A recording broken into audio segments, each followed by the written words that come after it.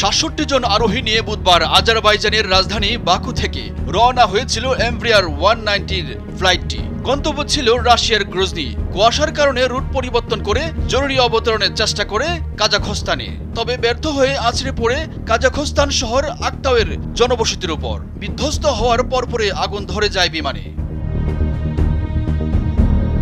বিধ্বস্ত হয়ে নিমিষে ধ্বংস হয়ে যায় আজারবাইজানের একটি যাত্রীবাহী বিমানটি। চোখের সামনে নিজেদের মৃত্যুর জন্য অপেক্ষা করেছিলেন সকলে, কিন্তু এমন পরিস্থিতিতেও হাল ছাড়েননি একজন ব্যক্তি।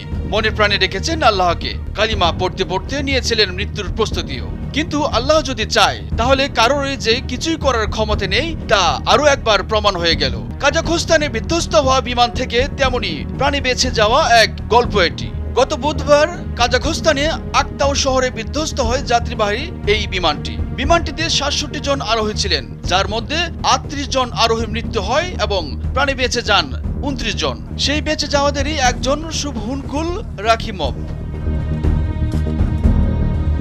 বাঁচার আশা ছেড়ে দিয়েছিলেন রাখিমভ, তাই জীবনের শেষ মুহূর্ত ধারণ করা শুরু করেন তিনি। এ সময় তিনি আল্লাহু আকবার তাকবীর দেওয়ার পাশাপাশি কালিমা পড়তে থাকেন। কিন্তু বিমান বিধ্বস্ত হলেও অবিশ্বাস্যভাবে পুরোপুরি অক্ষত থেকে যান রাখিমভ। তিনি জানান, প্রথম বিস্ফোরণের পর আমি ভাবতে থাকি যে কোনো সময় বিধ্বস্ত হবে বিমানটি, কিন্তু কয়েক সেকেন্ড চলে যাওয়ার পরও তেমন কিছুই ঘটেনি।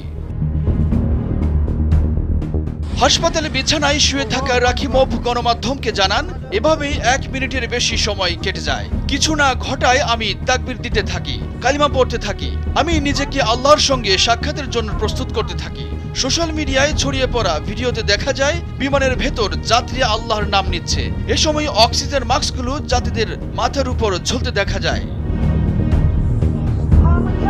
বিমান দুর্ঘটনায় প্রাণে বেঁচে যাওয়ার পর নিজের মোবাইল ফোনের ক্যামেরায় কিছু ভিডিও ধারণ করেন রাখিমভ। সেখানে দেখা যায় বিমানের অর্ধেক অংশ পড়ে রয়েছে আর তার ভেতরে মানুষজনকে পড়ে থাকতে দেখা যায়।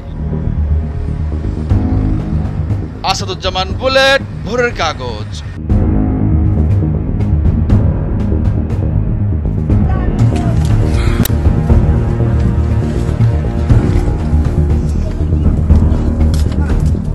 Что, женщина, можем встать?